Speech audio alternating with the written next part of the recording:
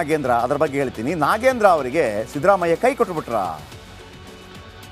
ಮೊನ್ನೆ ತನಕ ನಾಗೇಂದ್ರನ್ ತಪ್ಪು ಮಾಡಿಲ್ಲ. ಅವ್ರು ರಾಜೀನಾಮೆ ಕೊಟ್ಟಾಗ ಹಿಂಗೆಲ್ಲ ಫೋಟೋ ಎಲ್ಲ ಕೊಟ್ಟಿದ್ರು, ಹಿಂಗೆ ತಗೊಂಡು CM DCM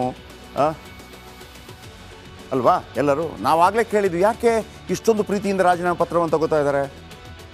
ಏನೇ ಆಗಲಿ ಸಿದ್ದರಾಮಯ್ಯನವರಿಗೆ ಒಂದು ದೊಡ್ಡ ಹಿರಿಮೆ ಇದೆ, ಗರಿಮೆ ಇದೆ. ಏನಪ್ಪ ಅಂತಂದರೆ ಅವರು ಭ್ರಷ್ಟಾಚಾರವನ್ನು ಸಹಿಸೋದಿಲ್ಲ ಅಂತೇಳಿ. ಯಾಕಂದರೆ ಈ ಹಿಂದೆ ಜನಾರ್ದನ್ ರೆಡ್ಡಿ ವಿರುದ್ಧ ಆರೋಪಗಳು ಬಂದಾಗಲೂ ಕೂಡ ಇವರ ಮೇಲೆ ಸಾಕಷ್ಟು ಇವರನ್ನು ಖರೀದಿ ಮಾಡುವ ಪ್ರಯತ್ನಗಳಾಗಿದೆ. ಅವರು ಅದಕ್ಕೆ ತೃಣ ಮಾತ್ರ ಕೂಡ ಬೆಲೆ ಕೊಡಲಿಲ್ಲ. ಹಾಗಿರುವಾಗ ನಾಗೇಂದ್ರ ಭ್ರಷ್ಟಾಚಾರ ಮಾಡಿದ್ದರೆ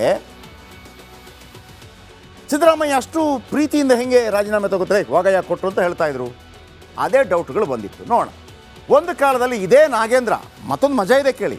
ಅವತ್ತು ಸಿದ್ದರಾಮಯ್ಯನವ್ರು ಹಿಂಗೆ ಬನ್ನಿರಿ ಬಳ್ಳಾರಿಗೆ ಅಂತ ಹೇಳುವಾಗ ಹಿಂಗೆ ತೊಡೆ ತಟ್ಟಿದ್ರಲ್ಲ, ಆ ತೊಡೆ ತಟ್ಟುವಂಥ ಸಂದರ್ಭದಲ್ಲಿ ಇದೇ ನಾಗೇಂದ್ರ ಅಪೋಸಿಷನ್ ಪಾರ್ಟಿಯಲ್ಲಿದ್ದರು. ಸಿದ್ದರಾಮಯ್ಯ ಅಪೋಸಿಷನ್ ಪಾರ್ಟಿ, ಇವರು ಅಂದರೆ ಆಡಳಿತ ಪಾರ್ಟಿ BJPಯಲ್ಲಿದ್ದರು. ಒಂದು ಕಾಲದಲ್ಲಿ ಇದೇ ನಾಗೇಂದ್ರಗೆ ಸಿದ್ದು ಸವಾಲು ಹಾಕಿದ್ರು. ಆ ನಂತರ ನಾಗೇಂದ್ರ ಕ್ಷೇತ್ರದಲ್ಲೇ ಪಾದಯಾತ್ರೆ ಮಾಡಿದರು ಸಿದ್ದರಾಮಯ್ಯ. ಆ ಡೈಲಾಗ್ ಗೊತ್ತಿದೆಯಲ್ಲ, ನೆನ್ನೆ ಕೂಡ ಹೇಳಿದೆ. ಜನಾರ್ದನ್ ರೆಡ್ಡಿ ತಾಕತ್ತಿದ್ದರೆ ಬಳ್ಳಾರಿಗೆ ಬನ್ನಿ ಅಂತ ಹೇಳಿದ್ರಿ, ನೀನು ಬಾ ಈಗ ಬಳ್ಳಾರಿಗೆ ಅಂತ ಹೇಳಿದರು. ಅದೇ ಸಿದ್ದರಾಮಯ್ಯ ಸಂಪುಟ ಸೇರಿದ್ರು. ಆಮೇಲೆ ನಾಗೇಂದ್ರ BJPಯಲ್ಲಿದ್ದ ನಾಗೇಂದ್ರ ಕಾಂಗ್ರೆಸ್ಗೆ ಬರ್ತಾರೆ. ಇದೀಗ ಬೃಹತ್ ಹಗರಣದಲ್ಲಿ ನಾಗೇಂದ್ರ ಬಂಧನವಾಗಿದೆ. ನಾಗೇಂದ್ರ ಈ ಹಿಂದೆ ಕೂಡ ಅರೆಸ್ಟ್ ಆಗಿದ್ದರು, ಬೇಲೆಕೇರಿ ಬಂದರು ಪ್ರಕರಣದಲ್ಲಿ, ಬೇಲೆಕೇರಿ ಅದಿರು ಪ್ರಕರಣದಲ್ಲಿ. ಆಗ ಅವರೆಲ್ಲ ಜನಾರ್ದನ್ ರೆಡ್ಡಿ, ಇವರು ಸುರೇಶ್ ಬಾಬು, ಆಮೇಲೆ ಶ್ರೀರಾಮುಲು ಎಲ್ಲ ಫ್ರೆಂಡ್ಸು. ಈಗ ನಾಗೇಂದ್ರ ಅರೆಸ್ಟ್ ಆದರೂ ಕೂಡ ಯಾವುದೇ ಒಬ್ಬ ಕಾಂಗ್ರೆಸ್ ನಾಯಕ ಮಾತಾಡ್ತಾ ಇಲ್ಲ. ತಂಡ ಕೂಲ್.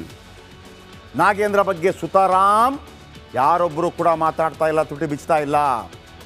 ನಾಗೇಂದ್ರ ವಶಕ್ಕೆ ಪಡೆದ ಬಗ್ಗೆ CM ಮತ್ತು DCM ಅಂತರ ಕಾಯ್ದುಕೊಂಡಿದ್ದಾರೆ. ಮೊದಲೇನು ಹೇಳಿದರು, ಇಲ್ಲಪ್ಪ ನಮ್ಮ ಯಾರು ಸಚಿವರು ಮಾಡಿಲ್ಲ, ಅಧ್ಯಕ್ಷರಿಲ್ಲ, ಇದರಲ್ಲಿ ಅಧಿಕಾರಿಗಳು ಮಾಡಿದ್ದಾರೆ, ನೀವು ಆಡಿಯೋ ಕೇಳಿಸ್ಕೊಂಡ್ರಲ್ಲ ಅಂತೇಳಿ DCM ಹೇಳಿದರು.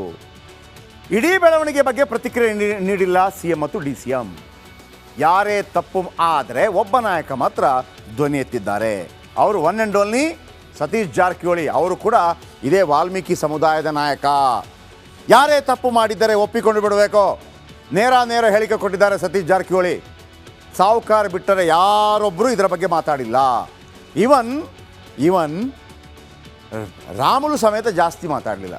ಜಸ್ಟೊಂದು ಪ್ರೊಟೆಸ್ಟ್ ಮಾಡಿದ್ರು, ಹೊರಟೋಗ್ಬಿಟ್ರು. ಹಾಗಿದ್ರೆ ಏನು ಹೇಳಿದ್ದಾರೆ ಸತೀಶ್ ಜಾರಕಿಹೊಳಿ ಅವರ ಸ್ಟೈಲಲ್ಲಿ, ಕೇಳಿಸ್ಕೊಳ್ಳಿ. ಮುಜುಗರು ಅವ್ರು ಮಾಡಿದರೆ ಖಂಡಿತವಾಗಿ ಮುಜುಗರ, ಆದರೆ ಅದನ್ನು ತನಿಖಾ ಹಂತದಲ್ಲಿದೆ. ಒಂದು ವೇಳೆ ಹಂಗೇನೋ ಅವರು ಮಂತ್ರಿಗಳು ಮತ್ತು ಯಾರು ಇನ್ವಾಲ್ವ್ ಇದ್ದರೆ ಶಾಸಕರು, ಖಂಡಿತವಾಗಿ ಅದು ಒಂದು ಕಳಂಕ.